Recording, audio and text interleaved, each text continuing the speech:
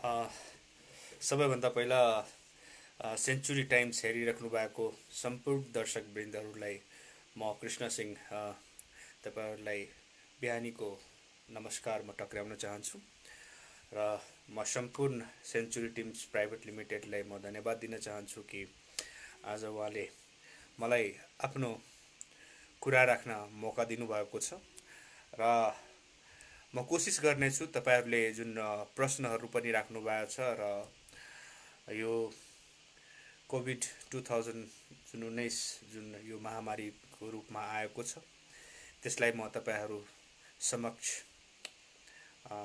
यथासक्दो मैले जाने जतिको कुराहरू तपाईँहरू समक्ष म राख्नेछु। त दर्शकबिन सबभन्दा पहिला त म तपाईँहरूलाई के भन्न चाहन्छु भने कि वास्तवमा यो जुन अहिले हामीले जुन फेस गरिरहेको जुन समय छ त्यो धेरै नै च्यालेन्जिङ छ। त्यो तपाईँ र हामीले बुझेकै कुराहरू हो। तर अब कुरा गरौँ कि हामीले त लकडाउनको पालना गऱ्यौँ र म एउटा जिम्मेवार पोस्टमा पनि छु। म एउटा राजनीतिक सङ्गठनसँग पनि आबद्ध भएको हुनाले देखिता दिनुपर्ने हुन्छ र म तपाईँले त्यो विषयमा पनि दिउँला। तर अहिले अगर समग्र रूपमा भन्दाखेरि नेपाल लगभग 2 महिनादेखि लकडाउन भइसकेको अवस्था छ र 2 महिनाको अवधिमा नेपाल सरकारले अहिलेसम्म जुन हिसाब किताबले काम गर्नुपर्ने अवस्था जुन थियो त्यो कतिको देखियो या कतिको भयो कतिको लाभदायक हुन सक्छ। अरू देशको तुलनामा हाम्रो जुन टेस्टहरू आएको छ त्यो 400-500 को बिचको हाराहारीमा अहिलेसम्मको तथ्याङ्क। किनभने पिसिआर टेस्ट हामी जसरी जसरी गर्दै जान्छौँ त्यसरी नै टेस्टको रेट हाम्रो रेटिङ बढ्दै जान्छ। त हाम्रो पिसिआर रेटको जुन टेस्ट जुन छ त्यो धेरै न्यून छ। हामीले जसरी टेस्टहरू बढाउनु पर्ने अवस्था थियो पिसिआर, जसरी हाम्रो वेल म्यानेज तरिकाले नेपाल गभर्मेन्टले आफ्ना विभिन्न निकायहरू खटाएर गर्नुपर्ने अवस्था थियो त्यो कहीँ पनि देखिएको अवस्था छैन। र मलाई लागिरहेछ लकडाउन पूर्ण रूपमा सफल भएको छ। नेपाली जनताले पूर्ण रूपमा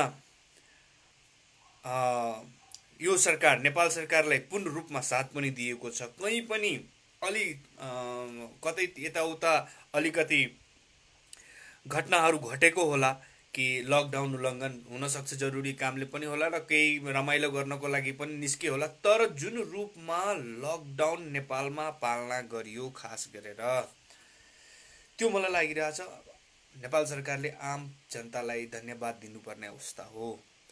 तर जनताले त आफ्ना काम गरेका हुन्। नेपाल सरकारले के जुन तरिकाले अहिले काम गरिरहेछ त्यो सही हो? मैले अगर मलाई अगर सोध्नुहुन्छ भने म अहिलेको सरकारबाट म एकदम स्तब्ध छु कि जुन तरिकाले उहाँहरूले टाइम पाउनुभयो, उहाँहरूसँग पर्याप्त टाइम थियो, पर्याप्त उहाँहरूसँग म्यान पावर छ, नेपाली सेना छ, पुरा सशस्त्रको बल छ, नेपाल प्रहरी छ, निजामती कर्मचारीहरू छन्, विभिन्न तपाईँको स्काउटहरू छ, स्काउटहरूलाई खटाउन सकिन्थ्यो भोलिन्टियर वर्कमा, विभिन्न निकायहरूलाई आह्वान गर्न सकिन्थ्यो। जुन तरिकाले मतलब एउटा हुन्छ नि म्यानेजमेन्ट जुन तरिकाले हुनुपर्ने त्यो कहीँ पनि देखिएको छैन। लाजमर्दो कुरा त के हो भन्ने तपाईँ भन्नुहुन्छ भने कि सुरुदेखि हेर्नुहोस् पहिला एउटा महिलामा देखियो कोरोना, त्यति बेलासम्म पिसिआर टेस्ट भइरहेको थिएन, टेकुमा मात्र भइरहेको थियो। तर के भयो भने त्यहाँनिर एउटा अहिलेसम्म एउटा फेला पर्यो। फेला एउटा किन पर्यो भने कि तपाईँले एउटै टेस्टै कम भएको थियो, नेपालभरिमा टेस्ट गएको थिएन।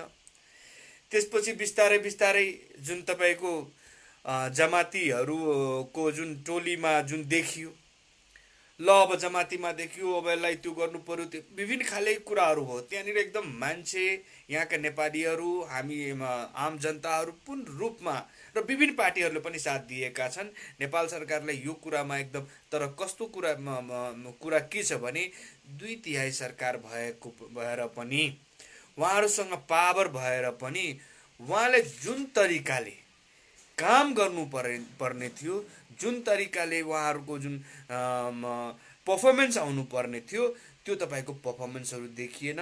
उहाँहरू तपाईँलाई थाहै होला, यो मेडिकल इक्विपमेन्टहरूमै नै भ्रष्टाचारहरूको कुराहरू आएको छ। घनश्याम मिश्राजी, म तपाईँहरूको जुन र हाम्रो साथीहरूले जुन त्यहाँनिर कमेन्ट्सहरू गर्नुभएको छ, म त्यसको लास्टमा जवाब दिउँला।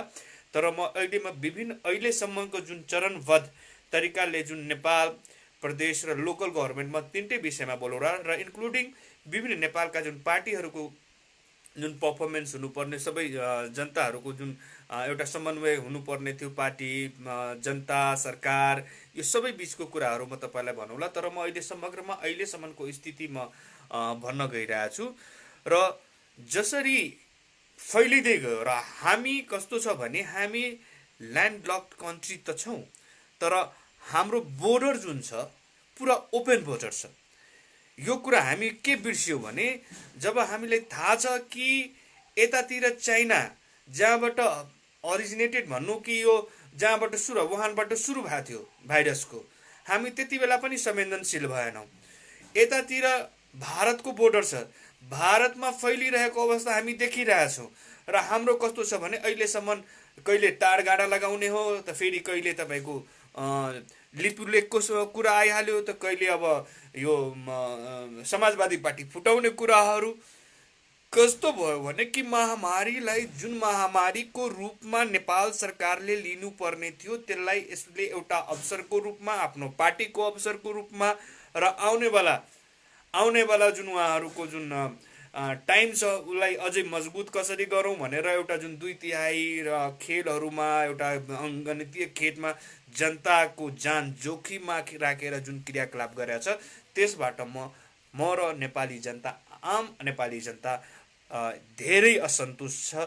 यो एउटा नक्सा, धेरै धन्यवाद छ नेपाल सरकारलाई, एउटा नक्सा होइन, पुरानो मलाई लागिरहेछ नेपाल खोज्नु छु भने पुरै नेपालको मलाई लागिरहेछ, बिहारमा पनि गाभिएको छ, यता सिक्किम छ, उहाँहरू पनि समेट्नुहोस्, त्यसको शुभकामना छ, त्यो सफल होस्। तर पहिलो प्राथमिकता कागजमा एउटा तपाईँले सार्वजनिक गरिदिँदाखेरि त्यो धेरै ठुलो कुरा होइन, तर त्यो पनि तपाईँले गर्नुभयो, त्यसको लागि धन्यवाद छ नेपाल सरकारलाई। अब त्यसलाई व्यवहारमा ल्याउनु हो र। तर त्योभन्दा पहिला अहिले जुन महामारी फैलिरहेको छ, त्यो महामारीसँग नेपाली जनताले कसरी फेस गर्ने? किन आम नेपाली जनताले हरेक कुराको कर तिरिरहेको छ, खानदेखि लिएर बस्नदेखि लिएर सास फेर्नसम्मको लागि कर तिरिरहेछ नेपाल सरकारलाई। आम पब्लिकको करले नेपाल सरकार चलिरहेछ। विदेशमा बसेका नेपालीहरूको रेमिटेन्समा चलिरहेको छ यो देश। र आज त्यही विदेशमा जुन काम गर्न गएका जुन युवाहरू छ, तिनीहरू आज अल्पत्र परेका छन्। जसको भरमा देश चल्छ त्यही आज अल्पत्रमा छ। यो भन्दा शर्मनाक कुरा के हुन सक्छ? तपाईको हिजोको मैले एउटा कुरा सुनाएको थिएँ, लाखौं लाग्छ, कसरी ल्याउने? कसरी ल्याउने? कसरी ल्याउने? ल्याउने नि पीसीआर टेस्ट गर्नुपर्ने हुन्छ कि सम्बन्धित सरकार जुन देशमा हाम्रा नेपाली युवाहरू छन्, नेपाल एम्बेसी के कामको त्यहाँनिर राखेर समूहमा तपाईँ टेस्ट गराउँदै पठाउनुस् न। त्यो पनि गर्न नसकिने न धेरै छ, कसरी गर्न नसक्ने भने त छोड्नु पर्यो सरकार, अर्को प्रधानमन्त्री बनाउनु पर्यो, अर्कोलाई जिम्मेवारी दिनु पर्यो। तपाईकै पार्टीमा तपाईकै धेरैहरू जिम्मेवार होलान्। यस्तो गैर जिम्मेवारीपूर्ण कि कसरी यति मान्छे ल्याउन सकिन्छ भनेर कुरा नगरौँ। बिस्तारै भन्नुस् कि थोरै थोरै मात्रामा हामी ल्याउन सक्छौँ भनेर छोड्नुस्। अब यतातिर हाम्रो नेपाल सरकारले के गरिरहेछ? नेपाल सरकारले तपाईको पहिलोचोटि पीसीआर 2 नम्बर प्रदेशमा पठायो। 2 नम्बर प्रदेशमा पठाउँदाखेरि मलाई त्यति बेला फोन आएको थियो तपाईको टेकुबाट, र मैले डाक्टर रुना झासँगले डाइरेक्ट मैले कुराकानी गराएको थिएँ र उहाँलाई एउटा समस्या भएको थियो कि 2 नम्बर प्रदेशमा जुन हाम्रो जुन प्रादेशिक अस्पताल छ त्यसमा सामान राख्न जुन एउटा जुन पिसिआर टेस्टको जुन मसिन छ त्यो राख्न धेरै गाह्रो भइरहेको अवस्था थियो। त्यहाँनिर त्यहाँका जुन कर्मचारीहरूले यहाँ राख्न नदिने यहाँ नराख्न दिने कुराहरू आएको थियो, जुन यथार्थ छ। आज म बोल्छु, त्यसमा मलाई कुनै सङ्कोच छैन। र त्यति बेला मैले आफ्ना अध्यक्षजीहरूसँग पनि कुरा गरेँ, विभिन्न जुन हाम्रो जुन सम्बन्धित मिनिस्टर छ मिनिस्टरसँग कुरा गरेँ, राजमन्त्रीसँग कुरा गरेँ र अन्ततः हामीले त्यहाँनिर ठाउँ पाएर ठिक त्यहाँनिर मेरो घरै छ छेउमा, तर हामी डराएनौँ। त्यो ठ्याक्कै हस्पिटलको जहाँनिर पिसिआर जग्गा त्यसको पछाडि मेरो घर छ, तर हामीले भन्यो कि त्यो यो आज मान्नु मेरो घर छ भने के भइहाल्यो। त्यहाँनिर हामीले जनकपुर जुन यो प्रादेशिक अस्पताल छ त्यहाँनिर ठाउँ पाएर रातारात 2 दिन लगाएर त्यहाँनिर कमसेकम मान्छेहरू सबै मिलेर सबैको फेरि सबैको सहयोग रह्यो। पछि आएर सबैले बुझ्यो कुराहरू कि होइन, पिसिआर टेस्ट गर्दाखेरि यहाँनिर केही त्यस्तो फैलिँदैन, त्यसको एउटा मापदण्ड हुन्छ, त्यसलाई एकदम व्यवस्थित तरिकाले गरेको हुन्छ र त्यहाँनिर गरियो। पिसिआर टेस्टहरू भयो। तर कस्तो अचम्मको कुरा तपाईँ भन्नुहुन्छ भने कि नेपाल सरकारले पठाएको अहिलेसम्म जति पिसिआर छ, खास गरेर प्रदेश नम्बर 2मा त्यो पिसिआर काम लाग्ने अवस्था देखिएन। जुन आरडिटी टेस्टको कुराहरू थियो, जति पठाउनु पर्ने, खास म अहिले प्रदेश नम्बर 2को म कुरा गर्दैछु। किन मैले प्रदेश नम्बर 2को कुरा गर्दैछु भने कि अरू प्रदेशमा यस्तो दुर्घटनाहरू र यस्तो तपाईँको त्रुटिहरू देखिएन जति 2 नम्बर प्रदेशमा देखिएको छ। कि 2 नम्बर प्रदेशलाई अहिले पनि उपेक्षित गर्ने, या जुन उहाँले केही दिन पहिला उहाँको एउटा अभिव्यक्ति आएको थियो सार्वजनिक मिटिङमा, उहाँले भन्नुभएको थियो कि त्यहाँको मधेसी जनताले, त्यहाँको पार्टीले मलाई मधेस छिर्न रोक्ने, त्यही भएर मैले पार्टी फोर्न गएको थिएँ, त्यही भएर त्यो पार्टी फुट्न जरुरी थियो। कि त्यसकै बदला फेरि त कहीँ सुनियोजित तरिकाले लिइरहेको अवस्था छैन नेपाल सरकारको आडमा। मलाई यो कुराको पनि चिन्ता अब हुन थालेछ कि पिसिआर त्यहाँ पठाउँदाखेरि नेगेटिभ किन आइरहेको अवस्था छ। यो कुरा हाम्रो प्रदेशका मन्त्रीज्यूहरूले बुझ्नुपर्ने किन नहो। अहिलेसम्म उहाँले मलाई लागिरहेछ यो कुराहरू सार्वजनिक रूपमा अगाडि ल्याउनु पर्ने थियो। उहाँहरूको हातमा पिसिआर टेस्ट मेसिनहरू खरिद बिक्रीको कतिको छ त्यो म पछि आएर भन्छु। तर अहिलेसम्म नेपाल सरकारकै हातमा प्रादेशिक अस्पतालमा जुन टेस्टहरू भइरहेछ नेपाल सरकारकै हातमा रहेर भइरहेको अवस्थामा म प्रदेश सरकारको यसपछि म तपाईलाई म कुरा गर्न सक्छु। मलाई शङ्का किन लाग्यो भने जुन प्रधानमन्त्रीजीको एउटा अभिव्यक्ति आएको थियो एउटा पार्टीको मिटिङमा कि मधेस आन्दोलनमा मलाई धेरै हेपियो, मधेसवादी दल मधेसवादी दलहरूले मलाई त्यहाँनिर रोक लगायो, त्यही भएर मलाई रोक्ने र यस्ता कुरा धेरै कुराहरू, त्यही भएर यो जुन पार्टी फोर्ने जुन विधेयक आएको थियो, म किनभने विधेयकमा जोडिरहेको छु भने त्यो कतै न कतै पिसिआर मसिनसँग त जोडिएको विषय होइन। किनभने राजनीतिक आडमा यस्तो खेलहरू बर्दास्त गर्ने अवस्था छैन, चाहे प्रधानमन्त्रीजीबाट होस्, चाहे हाम्रा पार्टीका मोहन ठाकुरजीबाट होस्, या हाम्रा पार्टीका या अन्य पार्टी कुनै भी पार्टी या प्रधानमन्त्री या कुनै पनि निकायबाट जुन यो अहिले मलाई लागिरहेछ यो महामारीमा यस्ता खेलहरू तुरन्त बन्द गर्नुपर्ने हुन्छ। बारम्बार तपाईको पिसिआर टेस्ट हुन्छ, पिसिआर टेस्ट नेगेटिभ आयो, टेकु गयो, पोजिटिभ आउँछ।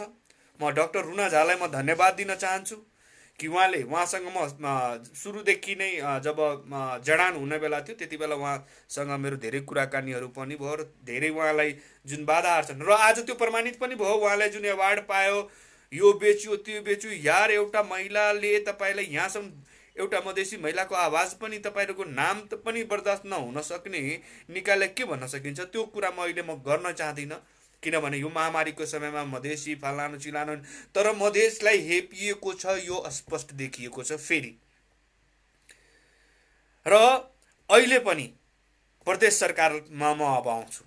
ठिक छ, केन्द्रले हामीलाई हेप्यो, म पनि त्यो सरकारको म जुन हाम्रो अहिले प्रदेशमा जुन सरकार छ म त्यही पार्टीको एउटा जिम्मेवार पदाधिकारी पनि हुँ। हामीले बारम्बार भन्यौँ आफ्ना मन्त्रीज्यूहरूलाई आफ्ना पार्टीमा पनि हामीले कुरा राखेका छौँ र हामी आफ्नो हिसाब किताबले जहाँ हुन्छ, तर हामीले सहयोग गर्नु कस्तो थियो भने कि हामी एज अ सामग्रीहरू कहाँबाट केही उपलब्ध गराइदिनु पर्ने थियो, हामीले गराएका छौँ। विभिन्न सङ्घ संस्थाबाट मैले पठाएको पनि हो। र जुन तरिकाले प्रोभिन्स, जुन खास गरेर प्रदेश, अब प्रदेशसँग जुन जति पावर छ त्यसलाई उहाँले सदुपयोग गर्न सक्नुपर्ने हुन्थ्यो। तर मलाई के लागिरहेछ भने जुन एक्सपेक्टेसन आम मधेसी जनताले, आम प्रदेश नम्बर 2 का जनताले प्रदेश नम्बर 2 का प्रोभिन्ससँग जुन राखेको छ, त्यो कुनै पनि हालतमा मलाई लागिरहेछ त्यो कहीँ पनि त्यो देखिएन। मलाई केही त्यो लागिरहेको छैन। त्यो जुन एक्सपेक्टेसन छ आम प्रदेश नम्बर 2 का जनताको, त्यो त्यसमा हाम्रा प्रदेशका मन्त्रीज्यूहरू, हाम्रो प्रदेश सरकार पनि त्यसमा खडा उत्रिन सकेन। हो, ठिक छ, प्रदेश सरकारले हामीलाई, केन्द्र सरकारले हामीलाई विभिन्न कुराहरूमा हामीलाई ठगेको छ, हाम्रा हेर्ने दृष्टिकोण फरक छ। त्यो जब हामी बुझेका छौँ भने हामी किन तयारी पार्न सकेका छैनौँ? हामी के खालि बोलेर प्रेस कन्फरेन्स गरेर महामारीको यो हुन्छ, इटलीमा त्यो हुन्छ, अमेरिकामा त्यो हुन्छ, जब थाहा छ, यति ज्ञानी हुनुहुन्छ भने त आफ्नो प्रिपेरेसन त गर्नुपर्ने थियो नि त। खोइ आह्वान गरेको यो महामारीमा आम पब्लिकसँग? आम पब्लिकले तपाईँले त सहयोग गरेकै हो, प्रदेश सरकारले, आम समाजसेवीले तपाईँले सहयोग गरेकै हो। तपाईँलाई सहयोग नगरेको हो त्यहाँनिर गृह मन्त्रालयबाट जुन गृहको जुन निकाय छ, तपाईँले सिडिओले टेरेन होला, तपाईँले पुलिस प्रशासनले टेरेन होला, तर तपाईँसँग जुन अन्य विकल्पहरू छ त्यसलाई प्रयोग गर्दै तपाईँले अगाडि बढ्नुपर्ने थियो। तपाईँले क्वारेन्टाइनको एउटा मापदण्ड हुन्छ। आज म फेरि धन्यवाद दिन चाहन्छु कि अस्तिदेखि धेरै सुधार आएको छ। जनकपुर नगरपालिका, वीरगञ्ज नगरपालिका लगायत विभिन्न प्रदेश सरकारले जुन म धन्यवाद दिन चाहन्छु। तर त्यो विगत 2 महिनादेखि तपाईँहरू के गर्दै हुनुहुन्थ्यो? यति त संवेदनहीनता हुनु हुँदैन नि त। हामीले गल्ती गरेका छौँ, मैले पनि स्वीकार गरिरहेको छु र मेरो पार्टीका साथीहरूले यो कुरा मिटिङमा पनि उठाइसकेको अवस्थामा हाम्रो जनप्रतिनिधिबाट पनि गल्ती भएको हो। हाम्रो जनप्रतिनिधिहरूबाट पनि कहीँ न कहीँ अलिकति हामी चुकेका हौँ। तर म फेरि धन्यवाद दिन चाहन्छु कि मैले 2-3 दिनको भित्रमा जुन हेरिरहेको छु, जुन व्यवस्थापन भइरहेछ, त्यो 2 महिना पहिला हुनुपर्ने थियो, तापनि अहिले आएर भइरहेछ भने म उहाँहरूलाई धन्यवाद दिन चाहन्छु। तपाईँले एउटा क्वारेन्टाइन, र क्वारेन्टाइन भनेको के हो? म एउटा कोरोनाको बिमारी छु भने, एकछिनको लागि मानौँ म कोरोनाको बिमारी छु, मलाई कोरोना छ, म भर्खरै दिल्लीबाट आएँ या म कतैबाट आएँ, कतारबाट आएँ। अब म क्वारेन्टाइनको अवस्था हेरिरहेको छु भने मलाई जान मन भइरहेको छैन अहिलेसम्म। किनभने क्वारेन्टाइनको मतलब के भयो भने के भयो, यसलाई कोरोना लाग्यो होला, कोरोना छ, पिसिआर टेस्टमा पोजिटिभ आयो, ल अब एउटा रुममा हालिदेऊ, यसलाई खाना देऊ र यसलाई जुन टाइममा जुन छ त्यो देऊ न। म एउटा हार्टको पेसेन्ट पनि छु। के मैले हार्टको पेसेन्ट छु, मैले जुन एउटा हार्टको जुन रेगुलर ट्रिटमेन्ट छ मैले त्यो पाउने कि नपाउने? मैले टाइममा मैले दबाई खान पाउने कि नपाउने? मेरो हार्टबिट बढिरहेछ, मेरो मान्नुहोस् कि म एउटा एट्याक आउने हिसाब किताबले। मैले यो भन्न खोजेको, यो सानो कुराहरू कसरी बिर्सिएका हुन् त? के हामीसँग जनस्वास्थ्य टिम पर्याप्त मात्रामा छैन? अब म तपाईँको पिसिआर टेस्टतिर भन्छु कि पिसिआर किट त हामी ल्याउन सक्छौँ, तर पिसिआर जनशक्ति कहाँबाट खटाउने? यो समस्या तपाईँको प्रदेश सरकारसँग पनि आइरहेको अवस्था छ अहिले। अब मलाई लागिरहेछ यो कुरा त एउटा बहाना पनि हुन्छ कि ल मैले पिसिआर किट मैले मगाइदिएँ, अब हामीलाई त्यो चलाइदिने। एक्चुअली के छ भने यो स्वैब टेस्ट अलिकति क्रिटिकल छ, सबैले ह्यान्डल गर्ने अवस्था छैन। त्यही भएर मलाई लागिरहेछ कि यो अलिकति हामीसँग म्यान पावर नै कम भएको हो कि भनेर यो कुराहरू स्पष्ट प्रदेश सरकारले ल्याउनु पर्ने थियो र प्रदेश सरकारले आफ्नो पिसिआर टेस्ट यथाशीघ्र किन्नुपर्ने अवस्था छ। र मलाई लागिरहेछ कि अगर तपाईँसँग जनशक्तिको कमी छ या त्यो ल्याब टेक्निसियनहरू धेरै प्राइभेट सेक्टरमा काम गरिरहेको होला, जसले यो कोरोना भाइरस या स्वाब टेस्टहरूको विषयमा दक्ष प्राप्त गरेको होला या विभिन्न ठाउँमा होला। तपाईँ एकचोटि आह्वान त गर्नुहोस् कि मलाई पिसिआर मेसिन चलाउने व्यक्ति चाहिएको हो।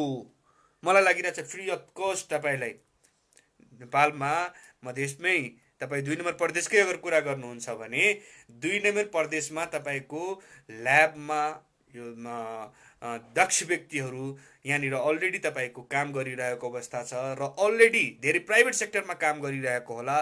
सायद तिनीहरूले तपाईँलाई सघाउने छन्। त्यही भएर अब कमसेकम अब समय आइसकेछ, किनभने यो कोरोना भनेको यो 2 दिनमा जाने कुरा होइन, यसलाई अहिले समय लाग्छ। त्यही भएर म तपाईँहरूलाई खास गरेर प्रदेश नम्बर 2 का मुख्यमन्त्रीजी जो तपाईँले लिड गरिराख्नु भएको छ पुरै प्रदेशलाई, तपाईँमाथि हरेक वर्ग हरेक प्रदेशका आम मधेसी जनता आम नेपाली जनता सबैको तपाईँमाथि विश्वास छ। तपाईँले एउटा ब्याकग्राउन्ड पनि तपाईँको ब्युरोक्रेट्स र तपाईँ एउटा पढे लेखेका व्यक्ति हुनाले तपाईँले यो कुराहरू बुझिदिनु पर्ने थियो र तपाईँले एउटा राम्रो टिम बनाएर अगाडि बढ्ने, तपाईँलाई एउटा पर्फर्मेन्स देखाउने पनि तपाईँसँग यो समय थियो र छ पनि। र मलाई लागिरहेछ यो पिसिआरको जुन एउटा सानोतिनो कुराको लागि अब टेन्डरको कुराहरू छोड्नुहोस्, टेन्डर पछि पनि गर्न सकिन्छ। अहिले टेन्डर मलाई लागिरहेछ टेन्डर गर्न पनि तपाईँलाई धेरै ठुलो कुरा होइन, 2 दिनमै टेन्डर हुन्छ, 2 दिनमै धेरै कुराहरू गर्न सकिन्छ। मापदण्ड तपाईँको यो महामारी भनेको तपाईँको आपतकालीन कोषहरू खडा गरेर तपाईँले मसिन खरिद गर्न सक्नुहुन्छ नि त। हरेक कुरालाई कानुनसँगै जोडेर त गर्न मिल्दैन नि। यो महामारीको समयमा आपतकालीन सामग्री किन्ने कि नकिन्ने, आपतकालीन सामग्री त किन्न सकिन्छ। त्यही भएर पिसिआर विभिन्न जिल्लामा ल्याउनु पर्ने छ र यो पिसिआर भनेको हेर्नुहोस् अहिलेको अवस्थामा यो हाम्रो एउटा जुन टेस्टहरूको लागि छ त्यो टेस्ट हाम्रो एकदम जरुरी छ र यो 1000-2000 टेस्टले हुनेवाला छैन। नेपालमा कमसेकम 10 लाख 15 लाख टेस्ट गर्नुपर्ने हुन्छ र यो कोरोना भनेको अब यो 1 महिना 2 महिना 3 महिनामा खत्तम हुने अवस्था पनि छैन। कसैले लकडाउन 6 महिना गरे पनि यो कोरोना खत्तम हुनेवाला छैन। अब हामीले कोरोनासँग बाँच्न सिक्नुपर्ने अवस्था छ र अब नेपाल सरकार, प्रदेश सरकार, स्थानीय सरकार र घर परिवार जुन जसको घरमा छ सबैले एउटा कार्यविधि बनाउनु पर्ने अवस्था आइसकेको छ। नेपाल सरकारले यथाशीघ्र कार्यविधि बनाउनु पर्यो कि अब आम नेपालीले लकडाउन ठिक छ, तपाईँको लकडाउनको हामी पालना गर्छु, लकडाउन जति दिनसम्म राख्नुहोस्, तर लकडाउन गरेर मात्रै यो समाधान आउनेवाला छैन। लकडाउनको एउटा सीमित समय छ, सबै कन्ट्रीले त्यही सीमित समय नै राख्छ, सबैले आफ्नो आफ्नो तरिकाले चलाइरहेको अवस्था छ र तपाईँले पनि एउटा लकडाउन तपाईँको लागि सबभन्दा इजी अस्त्र हो। घरमा बस्नुहोस्, ठिक छ, सबैजना घरमै छन्, तर कति दिनसम्म बस्ने एउटा टाइम ड्युरेसन दिनुहोस् न हजुर। 1 महिना अझै बस्ने हो हामी, 2 महिना बस्ने हो, 3 महिना बस्ने हो या 1 साल बस्ने हो, एउटा टाइम ड्युरेसन दिनुहोस्। र 1 सालभित्रमा मैले यहाँबाट कहाँ जान पाउने, के गर्न पाउने, के गर्न नपाउने, कसरी बस्ने, यो कुराहरू त अब सोच्नुपर्ने हो नि त। कि एउटा त तपाईँले पिसिआर टेस्टमा फेल भइसक्नुभयो, गर्न सक्नु भएको छैन अहिलेसम्म। म्यानेज जुन बोर्डरको गर्नुपर्ने थियो त्यो बोर्डर म्यानेजमेन्ट गर्न सक्नु भएन। विभिन्न निकायहरूलाई तपाईँहरूले खटाउनु पर्ने थियो, के गर्न सक्नु भएन। लकडाउन गरेर ठिक छ, लकडाउन म यो भनिरहेको छु कि आम जनता अवेर कहिले गराउने। अब लकडाउन गरेर मात्रै हुन्छ? घरमा त मान्छे 5 जना 10 जनाको बिचमै बसिरहेको छ, सबैको घरमा 4 जना 5 जनाको परिवार छ, कहाँनिर त्यहाँ सोसल डिस्टेन्स छ? यो सोसल अवेरनेस क्याम्पेनहरू कहिले गर्ने? सबैको घर एक अर्कासँग छोएको छ, कुनै न कुनै बेला भेटघाट भइ नै हाल्छ, कुराकानी भइ नै रहेछ, सबै कुरा भइ नै रहेको अवस्था छ, संक्रमण फैलि नै रहेको छ। अब त क्वारेन्टाइनमा किडनी फेल भएर मरे पनि तपाईँको कोरोनाले मर्यो भनेर भन्न अब बेर छैन, किनभने ट्रिटमेन्टै छैन। त्यही भएर प्रदेश सरकारलाई पनि गम्भीर हुनुपर्छ, नेपाल सरकारलाई पनि गम्भीर हुन्छ। प्रदेश सरकारले त सबभन्दा ठुलो मौका भेटाएछ कि यो संहितालाई स्थापित गर्न, संहिता किन चाहिएको थियो भनेर स्थापित गर्नको लागि, यो पर्फर्मेन्स देखाउनको लागि। नेपाल सरकारले गरेन भने प्रदेश सरकारले अब पूर्ण जिम्मेवारीपूर्वक भाग्नै मिल्दैन कि मैले यो भएन यो भएन भएन। धेरै कुराहरू तपाईँ धेरै सुविधा पाइसक्नुभयो। मधेस आन्दोलन र त्यसको बलमा मधेसी जनताले तपाईँहरूले धेरै सम्मान गरिसकेको अवस्था छ। कति दिनसम्म जमिनमा खुट्टा ल्याउनुस्। जमिन छोड्यो भने जमिनले एक गज जमिन पनि दिँदैन। त्यही भएर जमिनमा आउने काम गर्नुस्। जिम्मेवारी पाउनु भएको छ भने मर्नुसँग डराउनु पर्दैन। एउटा ठुलो जिम्मेवारी पाउनु भएको छ तपाईँहरूले। आफ्नो प्रिकसन लिनुस्, आफ्नो दायित्व पुरा गर्नुस्, फिल्ड वर्क गर्नुस्, मोनिटरिङ गर्नुस्, कहाँ कमी कमजोरी उठ्छ डेली ब्रिफिङ गर्नुस्, पब्लिकलाई अवेर गर्नुस्। जुन काम गर्नुपर्ने छ त्यो त गर्नुस्। कमसेकम ठुल्ठुलो विकासमुखी काम यो गर्यो ऊ गर्यो बजेट यताउता अब त्यो हुँदैन। यो कोरोनाको यो लकडाउनको कारण अहिले आम जनता आम पब्लिक सबै शान्त भएर बसेको छ। जुन अवस्था तपाईँहरूले सबैजना, मलाई यो नेपाल सरकार मैले भनिरहेको छु कि फेलुवर छ। हि इज उनी त पुरा ड्यामेजै भइसकेको अवस्था छ। जो मान्छे यस्तो महामारीमा पार्टी फोर्ने, मधेसीसँग बदला लिने, नचाहिँदो कुराहरू गरेर बस्ने, यो त अब छोडिदिनुहोस्। त्यो त खत्मै भइसकेको छ। त्यो 2/3 भएर त्यहाँनिर केही भन्न मिल्दैन। म अहिले केही भएन, उहाँलाई म सम्मान गर्छु। हि इज वान अफ धेरै राम्रो उहाँ लिडर हुनुहुन्थ्यो। बट नाउ डेज अब केही काम गरिरहेको अवस्था म देखिरहेको छैन। यो झुटफुसको राष्ट्रियतावादी फलाना चिनो ठिक छ, उहाँ लिपुले होइन दिल्लीसम्म जितोस्, पुरै नेपाल यो हाम्रो जति पुरानो भूभाग छ सबै आओस्, शुभकामना दिन चाहन्छु। तर यो महामारीमा लकडाउन मात्रै समस्या हो? लकडाउन मात्रै गरेर हुन्छ? एउटा पिसिआर किटसम्म तपाईँहरूले राम्ररी एभाइलेबल नगराउन सक्ने सरकारले ठुल्ठुलो कुरा गरेर राष्ट्रवादी कुरा गरेर हुन्छ? 2 नम्बर प्रदेशमा किन दुईचोटि गयो? 2 नम्बर प्रदेशकै अगर गल्ती छ भने त्यो नेपाली सरकारले पनि सार्वजनिक गर्नुपर्ने हो कि हामीले यो पिसिआर टेस्ट पठाउँछौँ र त्यहाँको मुख्यमन्त्रीले बिगारिदिन्छ। यहाँबाट हामीले पठाउँछौँ, त्यहाँको तपाईँको स्वास्थ्य मन्त्रीले बिगारिदिन्छ। के हो? किन यस्तो भइरहेछ? या टेक्निसियन तपाईँले राम्रो पठाउनु भएको छैन, या टेक्निसियन छँदै छैन हामीसँग, या हामी फेरि अन्ध्यारोमा तीर हानिरहेछौँ, कसैको नेगेटिभ कसैको पोजिटिभ। के छ रियालिटी? त्यही भएर यहाँनिर एकदम गम्भीर हुने अवस्था छ। विभिन्न निकाय डाक्टर विज्ञहरू हाम्रो प्रदेशमा पनि छन्। उहाँहरूसँग सल्लाह लिएर अलिक घमण्डबाट बाहिर निस्किनुहोस्। धेरै घमण्ड गरिसक्नु भएको छ। अब यस्तो अवस्थामा पनि यो महामारीको अवस्थामा जुन मर्ने अवस्थामा मान्छे त कमसेकम बुद्धि खोल्छ। बुद्धि खोल्नु सबैजना जिम्मेवारीमा जुन मान्छे हुनुहुन्छ सबै निस्किनुहोस् बाहिर, न त राजीनामा गर्नुहोस्। सम्हाल्न सक्नुहुन्न भने तपाईँहरूले राजीनामा गर्दा केही फरक पर्दैन। तपाईँहरूले गर्दाखेरि पार्टीमा पर्छ, तपाईँहरूले गर्दाखेरि हरेक व्यक्तिमा पर्छ। यो कुराहरू तपाईँहरूले बुझिदिनु पर्यो। तपाईँहरूले धेरै राम्रो काम गरिराख्नु भएको छ, त्यो म बुझ्न सक्छु। तर आम जनताको जुन एक्सपेक्टेसन छ, जुन जनताले हेर्न खोजिरहेछन्, जनताले आफ्नो नेतासँग एक्सपेक्टेसन गलत हो, आफ्नो मान्छेसँग एक्सपेक्टेसन गर्न गलत हो। त्यही भएर जनताको गालीलाई पनि आशीर्वाद लिएर अगाडि बढ्ने काम गर्नुहोस्। यो नचाहिँदो कुराहरू गर्न बन्द गर्नुहोस्। अहिले पनि समय छ। त्यही भएर अहिले जुन तरिकाले देखिएको छ यो एकदम विभेद भइरहेकै अवस्था छ। यो महामारीमा पनि जिम्मेवारीबाट गैर जिम्मेवारीपूर्ण काम भइरहेको अवस्था, जुन जिम्मेवारीपूर्ण तरिकाले गर्नुपर्ने छ। लोकल स्थानीयको बल्ल तल धेरै कुराहरू म तपाईँलाई त के भन्नु भने, म त मोतरीको मनरा सिस्वामा 1-2 एम्बुलेन्समा मान्छे पठाएको, त्यहाँनिर मान्छे राख्ने ठाउँ थिएन। अब कहाँ जाने त खोइ थाहा छैन। प्रहरीले पठाइदियो त्यहाँको तपाईँको यो औरी होइन, यो मनरा सिस्वा भन्दा यता एउटा गाउँपालिका छ, त्यो गाउँपालिकाबाट पठाएको थियो। अब त्यो पुलिसले त्यो एम्बुलेन्समा हालिदियो, ल मनरा सिस्वा लगा, मनरा सिस्वामा राख्ने ठाउँ छैन, अब कहाँ राख्ने?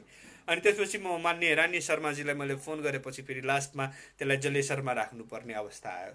त मैले भन्न खोजेको के हो भने कि यहाँनिर अहिले यस्तो अवस्थाहरू सिर्जना भएको छ, यो मान्छे अब बाहिरबाट आएको छ, हाल हाल हाल हाल, मान्छे डराएर भागिरहेछ, डर लागिरहेछ, के हो के मैले गल्ती गरेँ यार। बाहिर काम गर्ने मान्छे गलत होइन नि, काम गरेर आएको छ, उसमा कोरोना, उसले जानेर कोरोना लगाएर आएको हो र लाग्यो, कोरोना लाग्यो भने त्यो अपराधी होइन नि त। कोरोना लाग्यो भने उसको ट्रिटमेन्ट हुनु पर्यो, उसको व्यवस्थापन हुनु पर्यो, उसलाई एकदम सही ठाउँमा राख्नु पर्यो, उसलाई कोरोना मुक्त गर्नु पर्यो। कोरोना लाग्ने बित्तिकै अपराधी जस्तो व्यवहार नहोस् कसैसँग। कोरोना भनेको यस्तो छ कि कुनै न जात हेर्छ, न धर्म हेर्छ, न गरिब हेर्छ, न धनी हेर्छ। यो त भन्नुहुन्छ भने यो कोरोना त यो त फ्लाइटबाट आएको हो, यो गरिबहरूले ल्याएको होइन।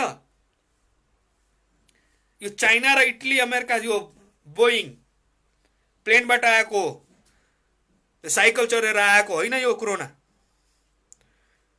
बेचारा त्यो गरिबहरूको के गल्ती थियो? त्यही ठुला बडाहरूले त ल्याएको होइन कोरोना। त्यही भएर अहिले मानव सभ्यतालाई एक पार्ने समय छ। अहिले हामी आम नेपाली, आम मधेसी, आम जुन हाम्रो एउटा जुन सामाजिक दूरी जुन कोरोनाले बढाइरहेको छ त्यसलाई हामीले नजदिक ल्याउनु छ, भावनात्मक रिलेसन बनाउनु पर्ने अवस्था छ। कोरोनाबाट संक्रमित हाम्रा साथीभाइहरूलाई निको पार्ने अवस्था छ। कुरा गर्छौँ हामीलाई कोरोनासँग लड्नु छ, कोरोनासँग लड्नु छ। एउटा त घरभित्र बन्द गरिदिएको छ नेपाल सरकारले। अब कताबाट छिर्ने हो कोरोना, अब तपाईँ हेर्नुहोस् कोरोना नछिर्ने रे, अब खै जे छ। बट यो एउटा लकडाउन भनेको मैले जति बुझेको छु, मैले जति थाहा छ भने जहाँनिर जुन ठाउँमा पनि एउटा व्यवस्थापन गर्नको लागि लकडाउन गरिन्छ। जबसम्म एउटा भ्याक्सिनको, जबसम्म एउटा व्यवस्थापन, एउटा जुन मोडालिटी हुन्छ, मोडालिटीहरू तयार जबसम्म हुँदैन तबसम्मको लागि लकडाउन गरिन्छ। र लकडाउन पछिको एउटा फेज आउँछ जुन फेजको मलाई लागिरहेछ अहिलेसम्म नेपाल सरकारले त कि अब सिनेमा हल खोल्ने, दुकान खोल्ने कि म अफिस जाने कि नजाने, मैले आफ्नो काम गर्ने कि नगर्ने, आफ्नो धान काट्ने, मतलब लगायतका विषयहरू अब हामीले बढाउनु पर्ने कुराहरू छ। हामीले इम्युनिटी बढाउनु पर्ने छ, किनभने कोरोना अब अहिले केही दिन यो खतम हुने अवस्था छैन। तर कोरोनासँग बस्नुपर्ने आफ्नो प्रिभेन्सनहरू हामीलाई अब कसरी गर्ने? अब त हाम्रो च्यालेन्जिङहरू त छ। अब यता नेपाल सरकारले के गरिरहेछ आम जनतासँग छर्लङ छ। हामी आफ्ना सरकारलाई, प्रदेश नम्बर 2 को सरकारलाई पनि हामी विभिन्न समयमा एउटै पार्टीमा भएर पनि, एउटै ठाउँमा भएर पनि, हाम्रै सरकारलाई भए पनि हामीले विभिन्न ठाउँमा हाम्रो डिस्कसनहरू भइरहेको अवस्था हुन्छ। हामीले भनिरहेको अवस्था, उहाँहरूको एउटा आफ्नो समस्या उहाँहरूले देखाइराख्नुहुन्छ जुन एउटा केन्द्रसँग जोडिएको हुन्छ। तर मैले भन्न खोजेको एउटा अहिले हाले कतिपय नियम कानुन पनि यताउता भयो भने हामीलाई केही फरक पर्दैन। हामीले चाहिने कुराहरू गर्नु पर्यो। केन्द्रले के गरिरहेछ अब छोडिदिनुहोस् त्यो कुराहरू। हामी आफैले के गर्न सकिन्छ, लोकल गभर्मेन्टसँग सम्मान। अब लोकल गभर्मेन्टले पनि बुझिहाल्यो नि केन्द्रले त लोकललाई आफ्नो माथामा राखेछ, तर सपोर्ट कतिको पायो त्यो पनि हेरिसक्यो। त्यही भएर लोकल र प्रोभिन्सले मिलेर हिँड्नुपर्ने अवस्थामा दूरी बनाउनु हुँदैन। अहिले राम्रो वातावरण छ। तपाईँहरू पनि लिडरहरू हुनुहुन्छ, जो पनि जुन ठाउँमा भए पनि यो तपाईँहरूको लागि पनि एउटा अवसर छ। हो, यस्तो बेलामा अलिकति मानसिक स्थिति खराब हुन्छ, मान्छेको मेन्टली खराब हुन्छ, डरेको हुन्छ कहीँ उसलाई पनि कोरोना नलाग्छ। अब कस्तो छ भने जिम्मेवारीमा हुनुहुन्छ, आफ्ना जुन प्रोटेक्सनहरू छ प्रोटेक्सनहरू लिनुहोस्। आज न भोलि त सबैलाई बाहिर निस्किनु नै छ। यो कोरोना अहिले तुरन्तै खतम हुने अवस्था छैन। एउटा कार्यविधिहरू तपाईँहरू पनि आफ्नो नगरपालिकामा, तपाईँहरू प्रदेशमा केन्द्रले आफ्नो बनाउला, हामी आफ्नो परिवारमा पनि एउटा कार्यविधि बनाऊँ कि हामी घरमा बस्दाखेरि हामीले कतिको मेन्टेन गर्नुपर्ने, हामीले हात कसरी धुने, या फेरि जहिलेसम्म एउटा कोरोनाको जबसम्म हाम्रो इम्युनिटी बढ्दैन, जबसम्म हामीले कोरोनालाई आफ्नो भित्र नै मार्न क्षमता हामीमा आउँदैन, तबसम्म हामी जुन प्रिभेन्सनहरू छ त्यो हामीले गर्नुपर्छ। यो होइन कि अ, मलाई लाग्दैन होइन, लागेपछि त छोड्दैन यस्तो अवस्था छ। त्यही भएर तपाईँले लाग्यो भने त्यो तपाईँले लागेर मात्र भएन, त्यो तपाईँको पुरै परिवार र त्यो समाजमा धीरे धीरे फैलिएकै नै यस्तो हो। त्यही भएर अब अ, यो कोरोना अब कस्तो हुन्छ भने कि यसको दुईटा छ। भन्न त अब प्रधानमन्त्रीले तिनवटा भन्छ, तर मैले प्रायः भन्न मतलब मलाई जति थाहा छ, एउटा मुखबाट जाने हो, एउटा नाकबाट जाने हो, आँखाबाट पनि जान्छ होला, आई डोन्ट नो, बट मैले आँखा पनि अब कस्तो छ नि, हामीले मुख सफा मुखमा कहाँ हुन्छ भने त्यो एउटा जुन नाकको तल हुन्छ नि त्यहाँनिर स्वाब, तपाईँले होला कि जसले स्वाब टेस्ट गर्नुभयो होला उहाँलाई थाहा होला कि कहाँबाट त्यो स्वाब निकालेछ। एकदम ध्यान दिनुहोस् त्यो स्वाब कहाँबाट निकालेछ। मैले यो होममा गर्ने कुराहरू छ। नाकमा हामीले हेर्नुहुन्छ होला, नाकको हाम्रो धेरै योगा शास्त्रमा पनि छ, नाक सफा पनि मान्छेले गर्न सक्छ होइन। अब पश्चिम सभ्यतामा छैन, तिनीहरूले त्यस्तो थाहा पनि छैन होला, चाइनालाई पनि थाहा छैन होला मेबी। तर हाम्रोमा कस्तो छ भने योग साधनहरू पुरानै अवस्थामा छ। जब हात सफा हुन सक्छ भने नाक सफा किन हुन सक्दैन, हाम्रो घाँटी सफा किन हुन सक्दैन। हामीले गर्ने काम हामी आफ्नो ठाउँमा हामी गरौँ। र मलाई लागिरहेछ कि यो यो यो डेली डेली त्यसमा हामीले यो गर्दाखेरि मलाई लागिरहेछ कि यो राम्रो कुराहरू हो। राम्रो कुराहरूमा सबैको कुरा हामीले लिनुपर्ने हुन्छ। हामी आफ्नो ठाउँबाट त्यो ट्रिटमेन्टहरू हामी आयुर्वेदिक फिजिकल जुन ट्रिटमेन्ट छ हामी घरमा अब गर्नुपर्ने अवस्था छ। अब केही कुराहरू आएको थियो मेरो यो इन्टरभ्यूभन्दा पहिला पनि धेरै कुराहरू आएको थियो। म केही कुराहरू राख्न चाहन्छु। जस्तो तपाईँको अस्ति नै जानकी मन्दिरको विषयमा कुराहरू आएको थियो कि जानकी मन्दिरको विषयमा पनि केही कुराहरू राखिदिनु पर्ने अवस्था छ। अब कस्तो छ भने म अलिकति म नास्तिक होइन, मलाई हरेक धर्मप्रति, मेरो आफ्नो धर्मप्रति पनि मेरो धेरै राम्रो आस्था छ। म पूजापाठ गर्दिनँ, तर मेरो आस्था चाहिँ धेरै नै बलियो छ आफ्नो धर्मप्रति। अरूको धर्ममा म धेरै सम्मान पनि म गर्छु। कस्तो छ भने जानकी मन्दिरको केसमा मैले भन्नुपर्ने के छ भने जानकी मन्दिर अव्यवस्थित छ, त्यसलाई व्यवस्थित गर्नुपर्ने अवस्था छ। जानकी मन्दिर विश्वकै धरोहर भयो, नेपालकै धरोहर हो, तर सबभन्दा जिम्मेवारी भनेको जनकपुरवासीको हो। त्यो जनकपुरवासीले त्यसलाई एकदम संरक्षण सम्वर्धन गर्नुपर्ने अवस्था छ। जीर्ण भइसकेको छ जानकी मन्दिरको अवस्था। जानकी मन्दिर मलाई लागिरहेछ एउटा यस्तो संस्था थियो जसले मलाई लागिरहेछ कि पुरै प्रदेश, 2-3वटा प्रदेश एक्लै ध्यान दिन्थ्यो। त्यसले हजारौँ बिघा जग्गाहरू थियो, लाखौँ आम्दानीहरू आइरहेको थियो। जनकपुर बसेकै हो जानकी मन्दिर र विभिन्न मन्दिरहरूले बसाएको हो जनकपुरलाई।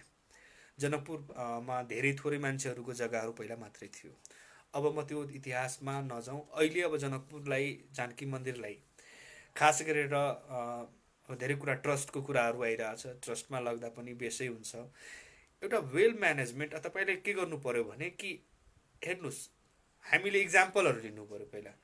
विभिन्न देशहरूमा इक्जाम्पल छन्। तिरुपति बालाजु हेर्नुहोस् कस्तो व्यवस्थित छ।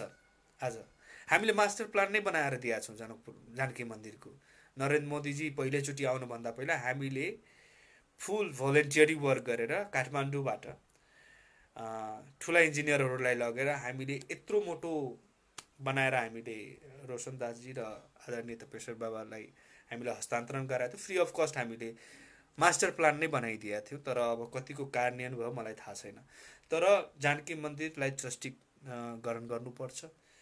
त्यो एउटा एउटा गिरोहबाट मुक्त हुनुपर्छ जानकी मन्दिर। जानकी मन्दिरको महन्तमाथि सबैको अधिकार हुनुपर्छ। त्यहाँका जुन संरक्षकहरू छ जानकी मन्दिरको, त्यो सबैको अधिकार हुनुपर्छ। सबैलाई एक समान हेर्नुपर्ने अवस्था हुन्छ।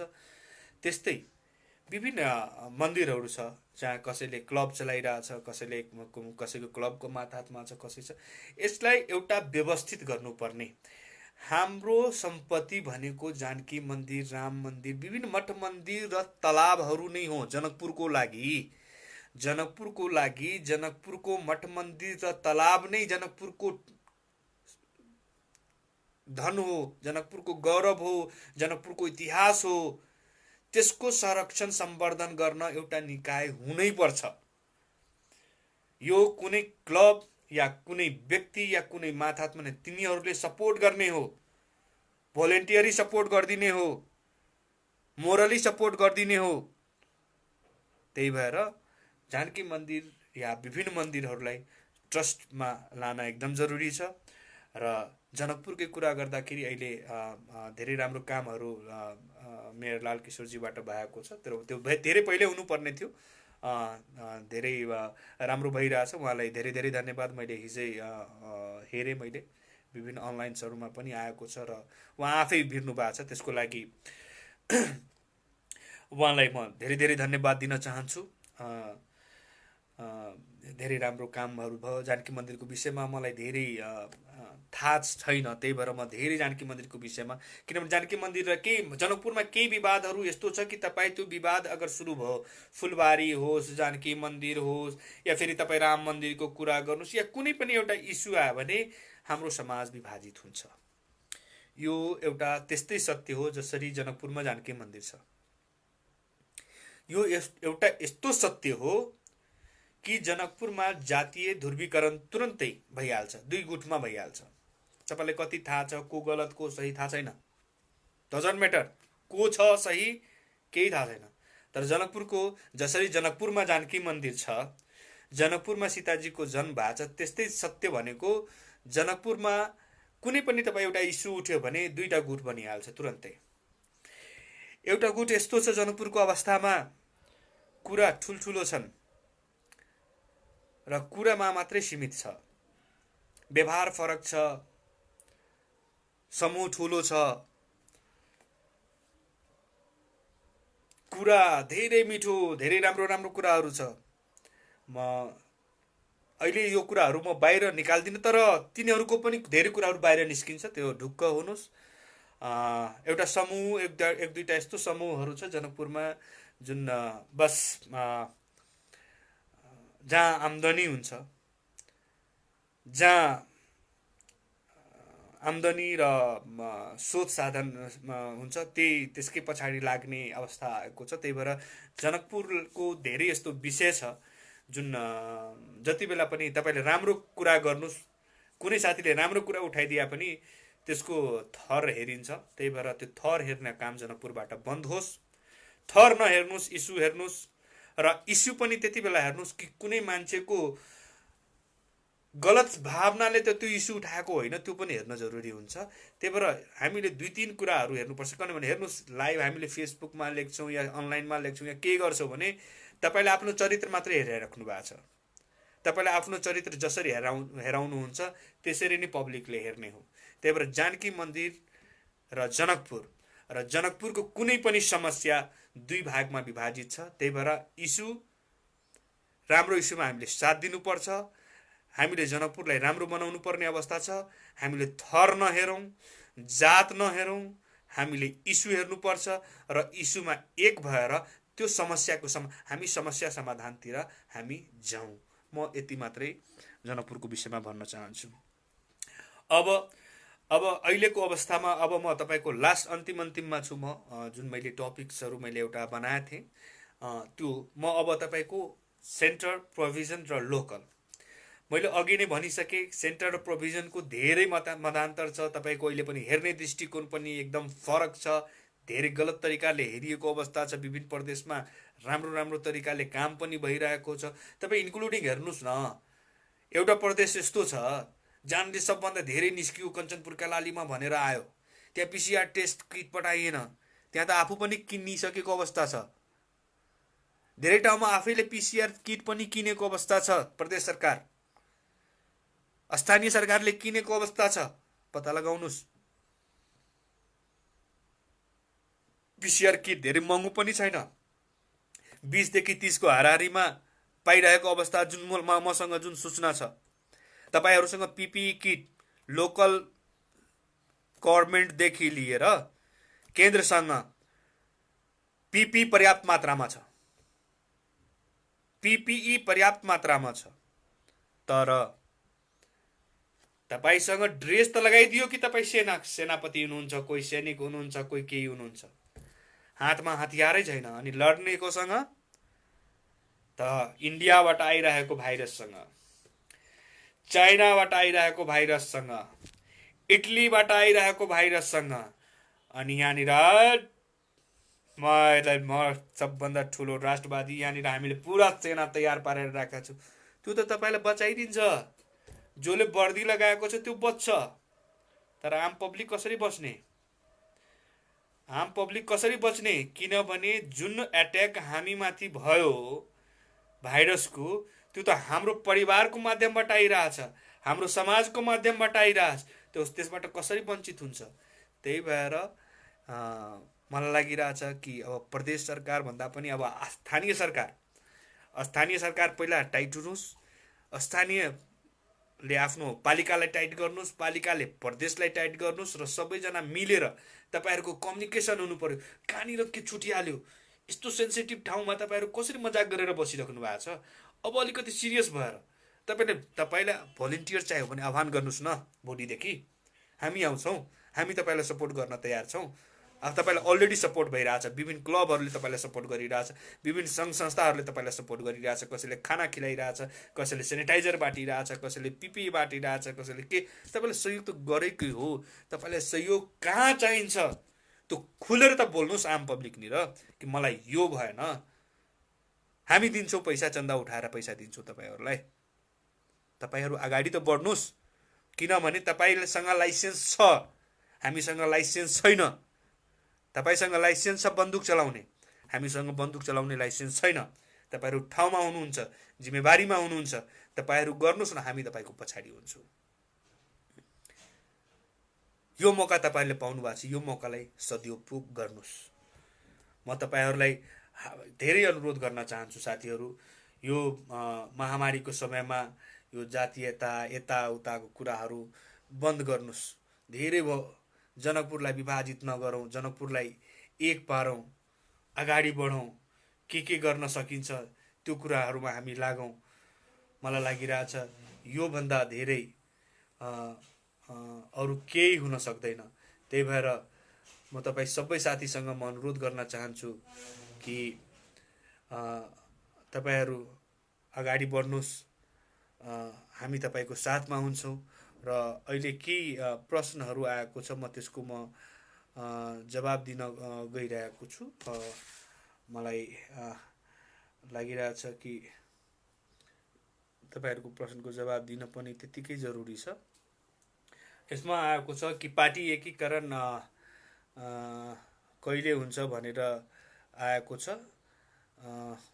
पार्टी एकीकरण हेर्नुहोस्, प्रक्रियाहरू चलिरहेको अवस्थामा राजपा र समाजवादी पार्टीको पार्टी एकीकरण छिटै हुन्छ, तर अहिले अलिकति टाइम लाग्छ त्यसको विषयमा। र मैले पिसिआरको विषयमा मैले अघि नै भनिसकेँ, पिसिआरमा पनि टाइम लाग्छ। पिसिआर को विषयमा मैले अघि नै भने पिसिआरको प्रक्रियाहरू चलिरहेको छ। र एउटा मलाई लागिरहेछ कि हिजै नियर अबाउट मलाई लागिरहेछ 200-300 को हाराहारीमा टेस्ट भएको छ, र त्यो टेस्टको रिजल्ट पनि आजसम्म आइहाल्छ। त्यही भएर अब म कमेन्टतिर म लागिरहेको छु। When did the municipality policy rules Vicky Shah? एकैछिन म अल कमेन्ट्समा गरौँ र म फेरि साथीहरूसँग अनुरोध गर्छु कि अब टिका टिप्पणी भन्दा पनि अब जुन हामीसँग समय छ त्यो समयलाई हामीले उपयोग गरौँ।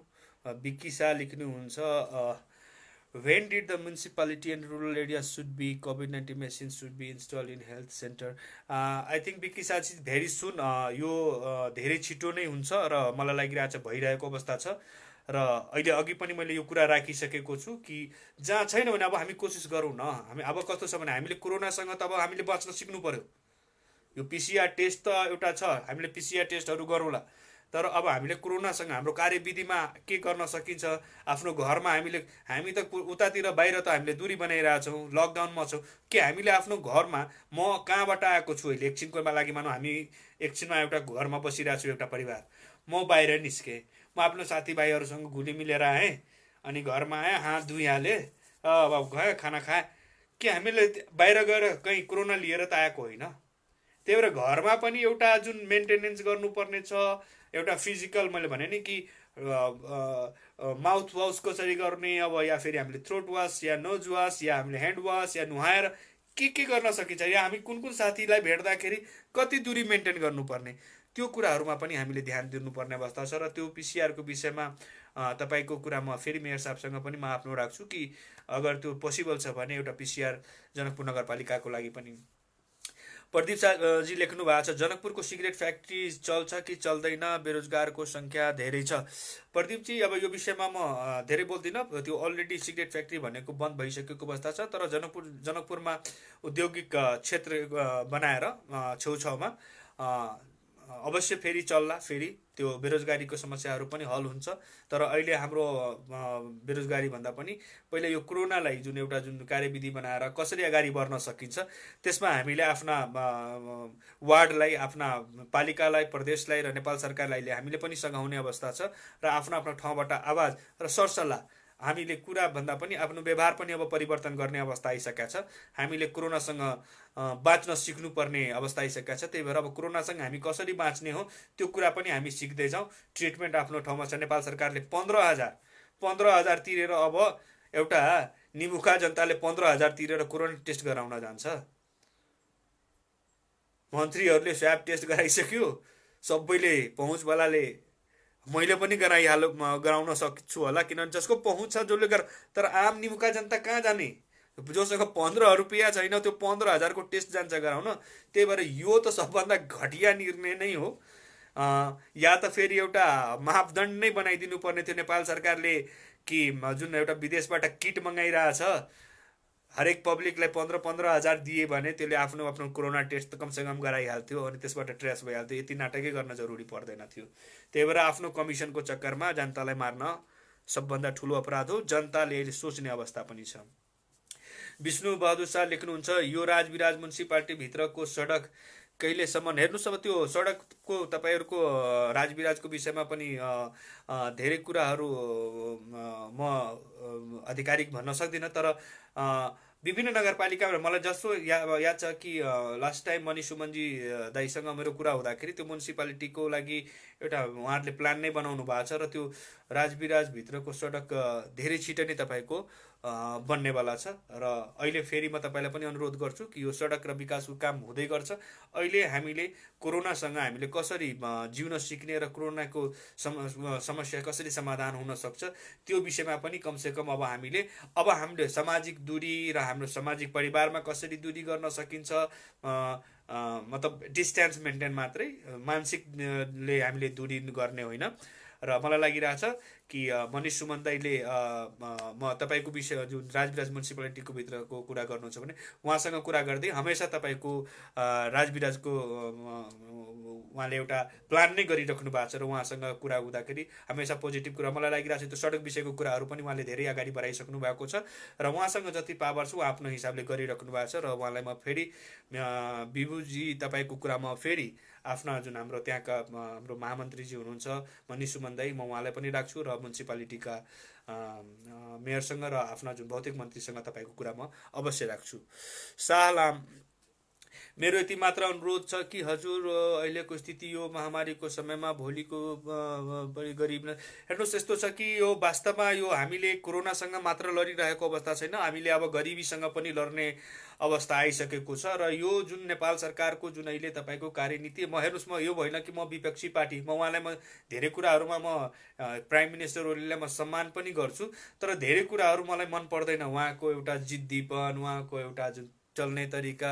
किनभने हेर्नुहोस् म धेरै कम्युनिस्ट, यहाँनिर बैशाखे चैते कम्युनिस्टहरू धेरै आइसकेको छ। त्यही भएर मलाई धेरै मान्छेले सिकाउनु पर्दैन कम्युनिस्टको स्कुलिङ के छ र कसरी छ। अहिलेको जुन अवस्था छ त्यो एकदम फरक छ। धेरै जुन रियल कम्युनिस्टहरू छ अहिले ओझलमा परेको छ जुन तपाईँको एउटा अहिले जुन तरिकाको अहिले वातावरण चलिरहेछ, त्यो वातावरण भनेको न कम्युनिस्ट पार्टीहरूको हितको लागि हो, न नेपालको हितको लागि हो, न व्यक्तिगत कुनै पनि व्यक्ति जुन जुन तरिकाले एउटा ठिक छ, यो क्षणिक समयको लागि तपाईँहरूले वाहवाही लुटिराख्नु भएको छ, तर त्यो यो एकदम फेलुवर छ। त्यही भएर त्यो विषयमा हामी नजाउँ। हामीले आफ्नै जुन गरिबीसँग पनि हामीले आफै सामना गर्नुपर्छ। हामीले लोकल सरकारसँग मिलेर हामीले सामना गर्नुपर्ने हुन्छ, प्रदेश सरकारसँग सामना गर्नुपर्ने हुन्छ, या हामीले आफ्नै विभिन्न समूह बनाएर के गर्न सकिन्छ। पहिला एउटा यो जुन फेज छ, कोरोनाको फेजमा हामी जिउन सिकौँ, बाँच्न सिकौँ कोरोनासँग, र आफ्नो परिवारको भित्र हामीले कसरी गर्न, हामीले समाजमा एउटा कसरी के कार्यविधिहरू बनाएर अगाडि बढ्न सकिन्छ भनेर विभिन्न निकायहरूसँग छलफल गरेर हामी अगाडि बढौँ।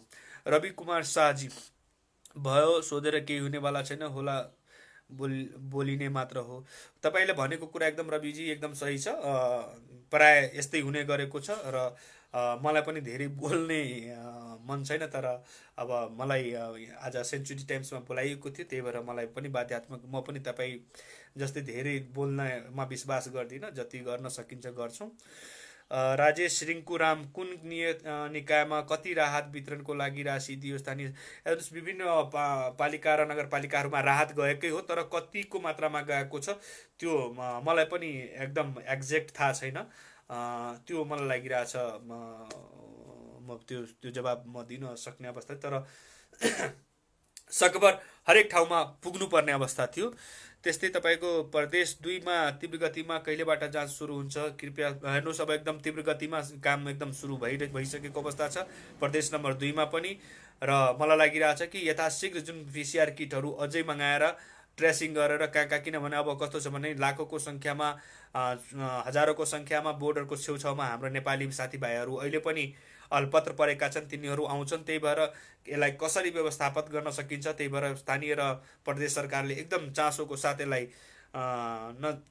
अगाडि बढाउनु पर्ने हुन्छ।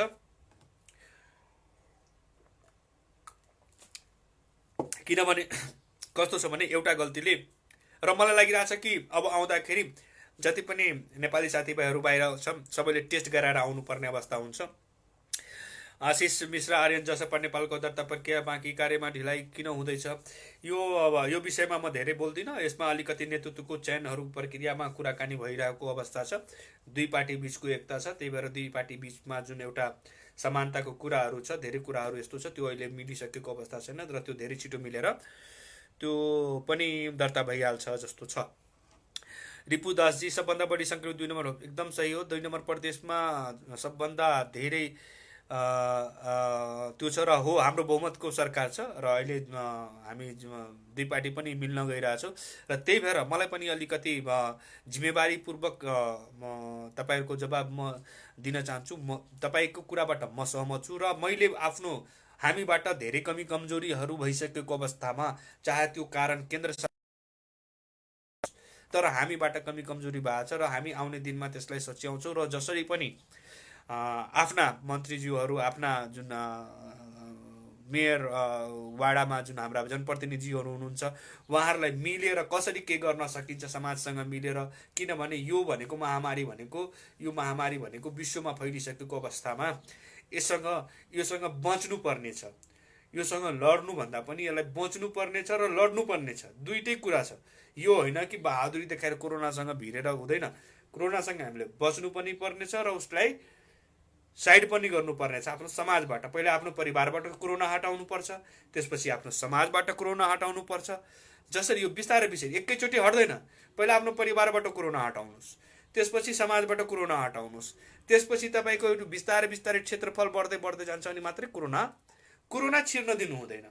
कोरोना छिर्न दिनु हुनुको मतलब के हो? कोरोना छ भने कोरोनाको जुन WHO को मापदण्ड छ, त्यो मापदण्डमा बस्दिनुहोस्। तपाईलाई अगर कोरोना छ भने कोरोनाको जुन एउटा मापदण्ड छ WHO को, जसको ट्रिटमेन्टको, त्यो ट्रिटमेन्ट गराइदिए भने त्यो कोरोना मात्र समाप्त हुन्छ।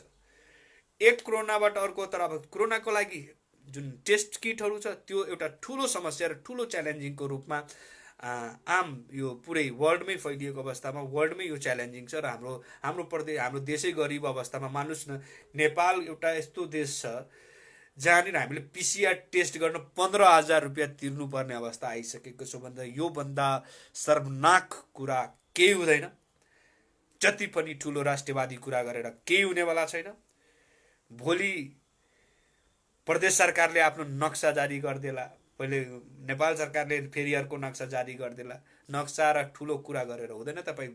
तपाईँहरू धेरै राम्रो काम गर्नुभयो, त्यसको लागि फेरि म धन्यवाद दिनुहुन्छ।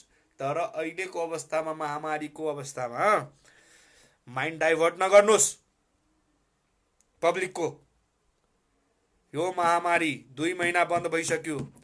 अब कार्यविधि अगाडि कसरी बढ्ने, कहिलेसम्म नेपाल बन्द हुन्छ, कहिलेसम्म आम पब्लिक घरमा हुन्छ र तपाईँहरू सडक र आलिशान गाडीमा घुमिरहेर विभिन्न क्रियाकलाप र काम र कमाइ गरिराख्नु भएको छ, कहिलेसम्म आम पब्लिकको बन्दीको आडमा नाटक गरेर बस्नुहुन्छ? बेवकुफ लागिरहेछ। यहाँनिर टाउकोमा बेवकुफ लेखा छ। हामी बेवकुफ जस्तो लागिरहेछौँ तपाईँलाई। हामी बुझिरहेका छैनौँ तपाईँहरूको खेल। अहिलेसम्म टेन्डर भएन तपाईँहरूको। अहिलेसम्म तपाईँले पिसिआर किट मगाउन सक्नु भएको छैन। जसले दिन्छ 30,000 20,000 किटमा सबैलाई स्वाहा। धेरै देशको चिन्ता छ, भूमिको चिन्ता छ, तर यहाँ भूमिपुत्रहरूको चिन्ता छैन। आम नेपाली जनताको चिन्ता छैन, भूमिको चिन्ता लाग्न थाल्यो। यति सालौँदेखि बसेर मुख हेरेर बस्ने अहिले भूमिको चिन्ता लागिसक्यो। डाइभर्ट गरिराख्नु भएको छ माइन्डलाई। महामारीसँग लड्नको लागि केही छैन। त्यही भएर म क्षमा चाहन्छु। त्यस्तै जानकी मन्दिरको सन्दर्भमा जितेन्द्र कुमार शाहजी लेख्नुहुन्छ, जितेन्द्रजी तपाईँलाई भन्दै बढी थाहा छ, तपाईँको घर छेउमै अब फुलबारीको अस्ति नै विवाद पनि आएको थियो। अब कस्तो छ हेर्नुहोस्, हाम्रो धरोहर भनेको जानकी मन्दिर हो। जानकी मन्दिरलाई कसरी संरक्षण गर्न सकिन्छ, आफ्नो जग्गा जमिन पनि अलिकति यताउता गरेर गर्न सकिन्छ भने हामी अगाडि बढौँ। यो जात जातिवाला हिसाब किताबमा नजाउँ। यहाँनिर केही मान्छेको त्यही काम छ, जनकपुरमा जातीय द्वन्द्व फैलाएर बसेको हुन्छ। उसको डेलीको काम त्यही हो, दिनभर ठिक हुन्छ। साँझमा खालि तपाईँ प्राय स्टेटस हेर्नुहुन्छ भने त्यो साँझमा आउँछ के। जनकपुरको जातीय जुन समीकरण बन्छ नि, त्यो सबै साँझ पखमा हो। त्यही भएर त्यो कुराहरूमा पनि तपाईँहरूले ध्यान पुर्याउनु होला र जातिबाट होइन, इस्युमा हामीले साथ दिउँ। चाहे जसको पनि इस्यु होस्, इस्युमा हामीले साथ दिनुपर्ने अवस्था हुन्छ। सर जनकपुर किन पटक पटक मेसिन, अब जनकपुरमा पटक पटक अब हाम्रो प्रधानमन्त्रीजीले त्यस्तै किट मेसिन पठाउनुहुन्छ र हामीले जुन विगतमा अब हामीले गल्ती गरे हौँ कि हामीले के गरे हौँ मलाई थाहा छैन। हामीले जुन आन्दोलन गरेका थियो त्यो उहाँले अहिलेसम्म पचाउनु भएको छैन र त्यो नपचाएर अस्ति नि पार्टी पनि फोड्ने काम गर्नुभयो र त्यो पनि सम्भव नभएपछि अब किट पनि अब त्यस्तै पठाइरहेको अवस्था छ। अब अस्ति नै पार्टी फुटेन, अब केही मान्छेले भन्यो इन्डियाले फुट्नबाट बचाइदियो, त्यही भएर यो डिसिजन गर्यो। मैले भने यो डिसिजन धेरै राम्रो छ। यो डिसिजन केपी ओलीजीले धेरै पहिले गर्नुपर्ने अवस्था थियो। उहाँ नै हुनुहुन्थ्यो संयोजक पनि। त्यो वार्ता टोलीको जति बेला यो सन्धिहरूको कुराहरू भएको थियो र उहाँले नै घोषणा गर्नुभएको छ नक्सा, त्यो धेरै स्वागत थियो र त्यो भूमि पनि पाओस् र विगतमा हामीले गुमाएको भूमि पनि हामीले पाओस्, त्यो शुभकामना छ। तर अहिले यो महामारीमा के गर्ने, के गरिराख्नु भएको छ? यो महामारीमा के गरिराख्नु भएको छ? लिडर, नेतृत्व, यो देश चलाइराख्नु भएको छ। देश तपाईँको चाबी तपाईँको हातमा छ भने, सबै कुरा तपाईँको हातमा छ भने तपाईँ के गरिराख्नु भएको छ? आम पब्लिक, आम जनता, आम निकाय, आम कर्मचारी, आम सेना, आम पुलिस सबैले तपाईँलाई फलो गरिरहेछ। तपाईँले के गरिराख्नु भएको छ? अर्डर, यो गर्नुहोस्, त्यो गर्नुहोस्। Nothing, you are failure man, you are failure. So म फेरि तपाईँहरूसँग म माफी माग्न चाहन्छु। अलिकति हेर्नु कस्तो छ भने यो रियली म कसैलाई म बुढाइ गर्न चाहदिनँ। मेरो प्रधानमन्त्रीलाई पनि म बुढाइ गर्न, मलाई त एकदम राम्रो ढाँचा पनि लाग्यो। मलाई यो के भन्छ रक्षा मन्त्रीजीले अस्ति नै त्यो जोनहरू मलाई राम्रो लागेको थियो। त्यो कार्डिनेट, त्यो गृहमन्त्रीले अगर कस्तो, यहाँ त मन्त्रीको बिचको तपाईँको समन्वय छैन। स्वास्थ्य मन्त्रीले अब गृहमन्त्रीसँग छैन, गृहमन्त्रीको रक्षा मन्त्रीसँग छैन। यहाँनिर त आफ्नै तालहरू छन्। अब कसलाई के भन्ने, त्यही भएर हामीले आफै लड्नुपर्ने अवस्था छ, हामीले आफै सचेत हुनुपर्ने अवस्था छ। तपाईँहरूले जुन भन्नुभएको छ त्यो म आफ्नो एउटा म पार्टीको जिम्मेवार पदमा भएको हुनाले म आफ्नो पार्टीका जुन मन्त्रीहरू छन्, हाम्रो जुन हामीले जहाँ जिम्मेवारी पाएको छौँ त्यहाँ रिक्वेस्ट गर्छौँ, फोर्स गर्छौँ र र म तपाईँहरूको साथमा हुन्छु। म जुन ठाउँमा भए पनि म आफ्नो साथीहरूको साथमा हुन्छु, म आफ्नो जमिनमै हुन्छु, चाहे मेरो साथीहरू किन न सत्तामा होस्। किनभने हाम्रो पार्टी जब सत्तामा छ भने त्यसको नैतिक जिम्मेवारी मैले पनि बन्नुपर्छ र तपाईँहरूको जुन कुरा छ म त्यो हमेसा राख्छु, 100% राख्छु। यहाँनिर फोकसबाजी गर्न म सक्दिनँ, मसँग हुँदैन। भले राजनीति गर्नु मलाई केही बन्नु छैन, धेरै यस्ता छन्। हामी जस्ता धेरै युवाहरू नेपालमा अहिले पनि छन् जुन धेरै गरिरहेछन्। जनकपुरमा धेरै युवाहरू छन् जुन जहिले पनि जुन मुसिबतमा पनि जुन हालतमा पनि भूकम्प होस् बाढ होस् कुदिहाल्छन्। त्यही भएर जनकपुर भनेको एउटा यस्तो भूमि छ, त्यहाँनिर धेरै राम्रा राम्रा युवाहरूको पनि उपस्थिति छ, राम्रा राम्रा बुद्धिजीवीहरू, राम्रा राम्रा लेखकहरू। तर उनीहरूलाई ओझलमा पारिएको अवस्था छ, यो पनि यथार्थ हो। यहाँनिर देखावामा अलिकति मान्छे बढी गइरहेको अवस्थामा यो कुरामा अलिकति हामीले संयमित हुनुपर्छ। र अब म फेरि अनुरोध गर्छु कि अब हामी आफै जिउन कसरी सिक्ने हो त्यो विषयमा अब म सर र एकचोटि यहाँनिर जुन छ आनन्द सिंहजीले लेख्नुभएको छ, सुरेन्द्र महतोजी, घनश्यामजीले, रामेश्वर द 0% वर्क प्रदर्शनको हो, तपाईँको कुराबाट म सहमत छु। तर अब हामी अगाडि बढ्छौँ। घनश्याम मिश्राजी, नेताजी रियल टाइम पिसिआर मेसिन प्रदेश 2ले खरिद गर्न सकेको होला? एकदम गर्न सकिन्छ घनश्यामजी, र म तपाईँको कुरामा सहमत छु। र हामीले प्रदेश सरकारबाट कुराकानी पनि भइरहेछ। र हाम्रो जुन जति मात्रामा अरू प्रदेश, तपाईँले एउटा कुरा के गर्नु पर्यो भने अरूको प्रदेशको जनसङ्ख्या र हाम्रो प्रदेशको जनसङ्ख्या र हाम्रो पिसिआर टेस्टको जुन स्पिड छ र अरूको प्रदेश, त्यो पनि एकचोटि हेर्नु होला। मलाई लाग्दैछ एउटा त्यो फ्रुटफुल होला। र कस्तो छ भने हामीसँग जुन सुविधा सम्पन्न, हामीसँग जति मैले अस्ति एउटा पोस्ट पनि हेरेको थिएँ कि बेडहरू जुन कस्तो छ भने वीरगन्जमा जुन बेड छ त्यो प्राइभेट हस्पिटलको बेड थियो। त्यही भएर त्यो अलिकति राम्रो देखिरहेको अवस्था। हामीसँग त्यो त्यस्तो कुनै पनि हस्पिटल लेभल गराएन, कुनै पनि त्यस्तो कुराकानी भएन। त्यही भएर हामीसँग जस्तो छ त्यही सुविधाहरू पनि मैले पछि गएर हेर्दाखेरि धेरै राम्रो देखियो गोपाल धर्मशालाको जुन व्यवस्थापन छ। त्यही भएर यो बिस्तारै बिस्तारै जोसँग जति छ त्यो गरिरहेको छ, त्यो राम्रो कुरा हो। रोशन कर्णजी, नेताजी जय मधेस जय मधेस। सुनिल परदेशीजी, भारत चोर छ दाजु। भारत चोर छ, चोर अब सबै छ। कस्तो छ भने हामी आफ्नो देश पहिला बनाऊ, देशै बनाउन सकेको अवस्था अब छैन। हामी आफ्नै देशमा मधेस र नेपाली भइसकेका छौँ। मधेसीलाई अलग दृष्टिकोणले हेर्ने र नेपाल के भन्छ पहाडीलाई हर्ने दृष्टिकोणले हेर्ने, विभिन्न समुदायले हेर्ने दृष्टिकोण नै नेपालमै फरक छ भने भारत त एउटा अर्को देश हो। त्यो देशको बारेमा मैले अब धेरै टिका टिप्पणी गर्नु पर्दैन। ठुलो देश छ, त्यतिकै हेपेको छ, त्यति नै हामीलाई थाहा छ। त्यही भएर भारतको एउटा डिप्लोमेटिक रिलेसन छ। भारतको पब्लिकसँग, बोर्डरको छेउछाउको पब्लिकसँग हाम्रो रिलेसन छ, भित्र पनि छ। तर कस्तो छ भने उसको जुन एउटा देशको जुन रिलेसन छ त्यो नेपालसँग छ र डिप्लोमेटिक रिलेसन छ।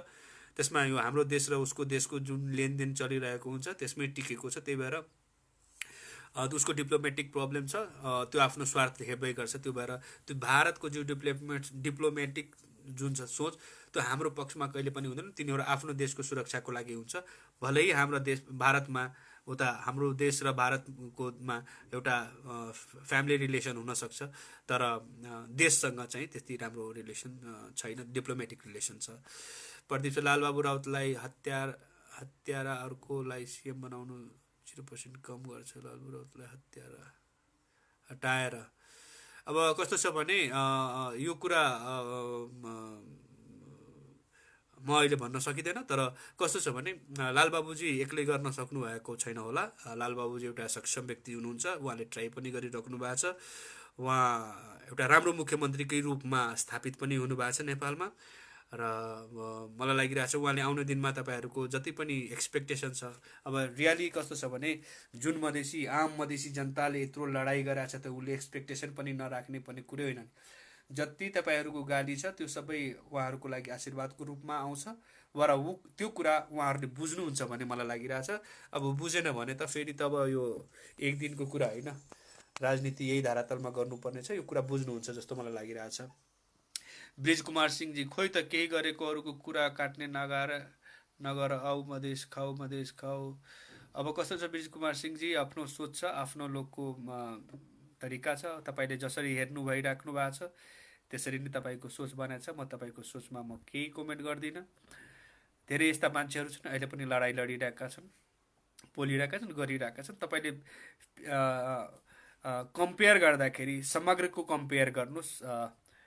यो खोक्लो राष्ट्रियवादीतर्फ नजानुहोस्। यो धेरै दिन छैन। खोक्लो राष्ट्रवादी गरेर यो महामारीको समयमा खोक्लो राष्ट्रवादी गर्ने कुरा गर्ने हो, सम्भव छैन। मधेसको आफ्नो अस्तित्व छ, थियो र रहिरहन्छ। यस्तो नालायक सरकारलाई मधेस भाषामा दुई शब्द के भन्न चाहनुहुन्छ? दुई शब्द यो नालायक सरकारलाई रोशन भाइ तिमी भन्दा धेरै कसले भन्छ? तिमीले भोगिसकेको अवस्था छ। तिमीले त्यो पार्टी पनि जोइन गरिसकेको छौ केही दिन पहिला नै।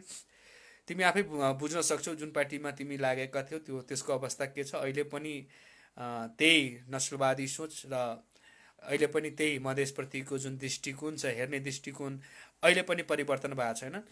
भलै 4-5 जना हामी जस्ता फेसका मान्छेहरू राखेर वकालत गराइरहेका छन्। त्यो त हरेक ठाउँमा हुन्छ। मैले त कहिलेकाहीँ लागिरहेको हुन्छ होइन, एमाले राम्रो पार्टी भन्छ होला, बट कुनै बेला यस्तो डिसिजनहरू गर्छ कि यिनीहरूको मानसिकता अहिले पनि सुध्रेको छैन।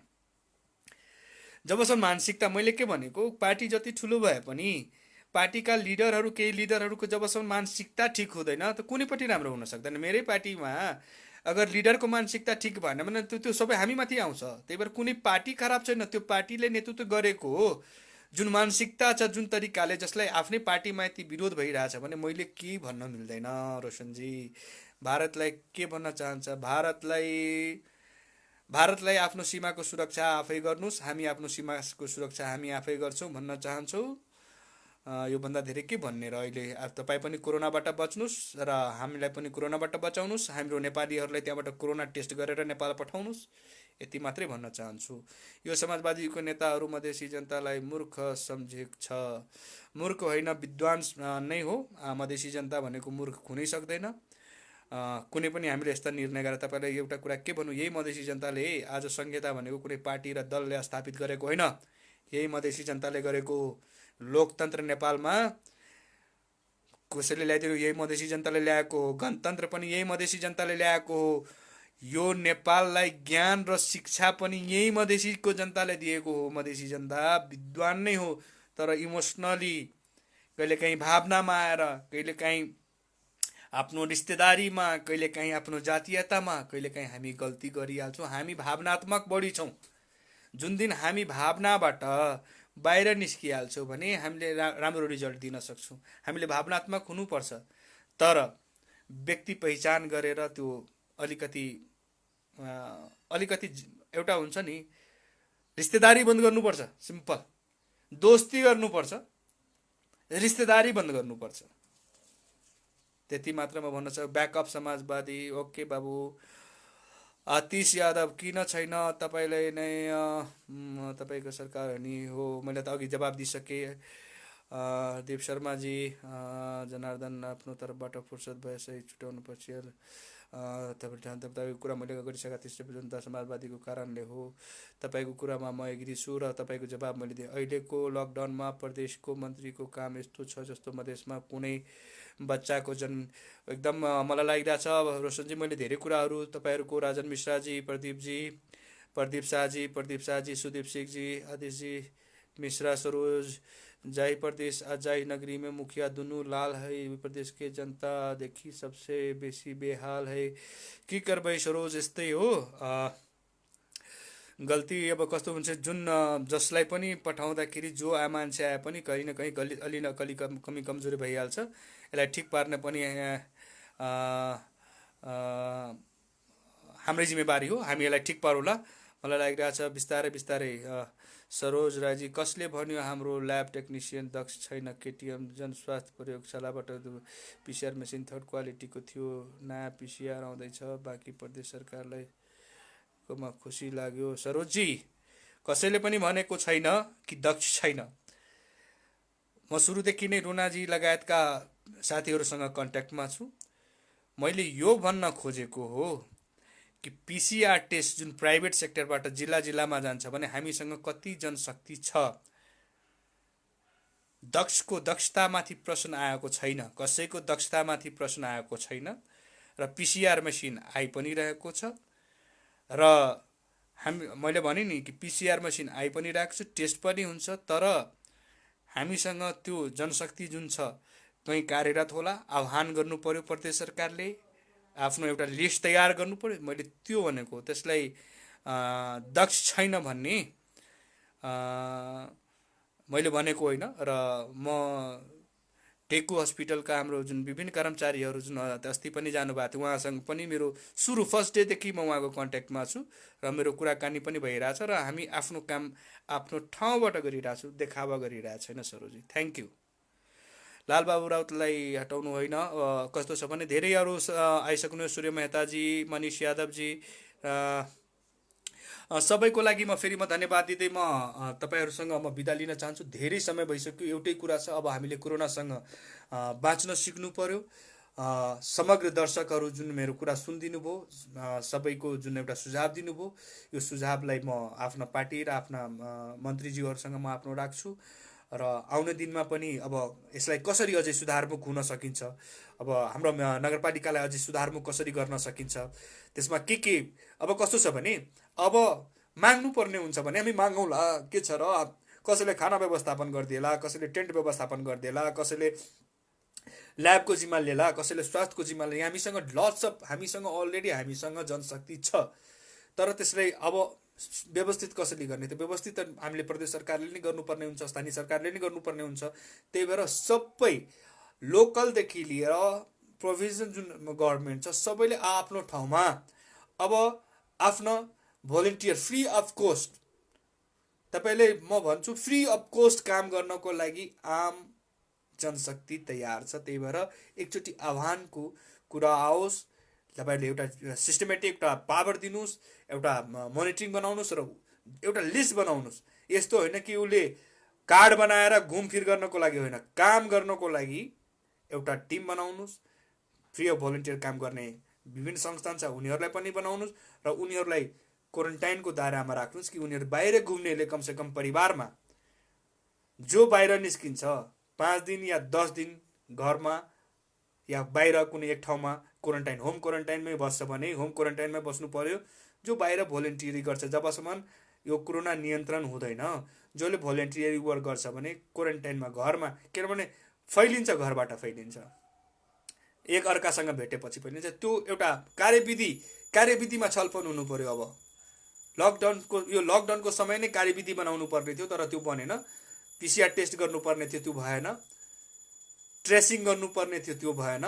त्यही भएर जुन काम गर्नुपर्ने छ त्यो काम गर्नुपर्छ। नेपाल सरकार, प्रदेश सरकार, लोकल सरकार, यो अर्को कुराहरूमा दिमाग नलगाएर ट्रेसिङ, पिसिआर टेस्ट र कार्यविधि, यो देश, प्रदेश र आफ्नो ठाउँ, आफ्नो समाज फेरि पूर्ण तरिकाले कसरी अगाडि आउँछ, त्यो कुरामा गम्भीर भएर सोच्नुहोस्। फेरि म सेन्चुरी टाइम्सलाई धेरै धेरै धन्यवाद दिन चाहन्छु, जो मलाई मौका दिनुभयो। मलाई लागिरहेको छ मैले आज धेरै बोलेँ, धेरै आक्रोशहरू पोकेँ, मसँग केही गल्ती र अपशब्दहरू पनि निस्क्यो होला, त्यसको लागि म तपाईँहरू सबैसँग क्षमा चाहन्छु। मेरो कुनै यस्तो मानसिकता र कुनै पनि जात र समूह र कुनै व्यक्तिप्रति मेरो त्यो छैन। अहिलेको जुन माहौल छ, अहिलेको जुन परिस्थिति छ, त्यही भएर अलिकति एज अ पब्लिक भएर पनि म अलिकति जुन भित्रबाट आक्रोशित भएको हुँ। बादमा कि जुन पत्रकार मित्रहरू अहिले राम्रो काम गरिराख्नु भएको छ, भोलिन्टियरी गरिराख्नु भएको छ, सूचना सम्प्रेषण गरिराख्नु भएको छ, उहाँलाई पनि धन्यवाद। विभिन्न मेयर साहबहरूलाई धन्यवाद, मन्त्रीज्यूहरूलाई पनि धन्यवाद। तर तपाईँहरूसँग एक्सपेक्टेसन आम पब्लिकको बढी छ, यो कुरा दिमागबाट नहटाउनुहोस् र आफ्नो खुट्टा जमिनमा राख्नुहोस्। यति भन्दै म तपाईँहरूसँग बिदा लिन चाहन्छु। धन्यवाद। जय मधेस, जय नेपाल, जय समाज।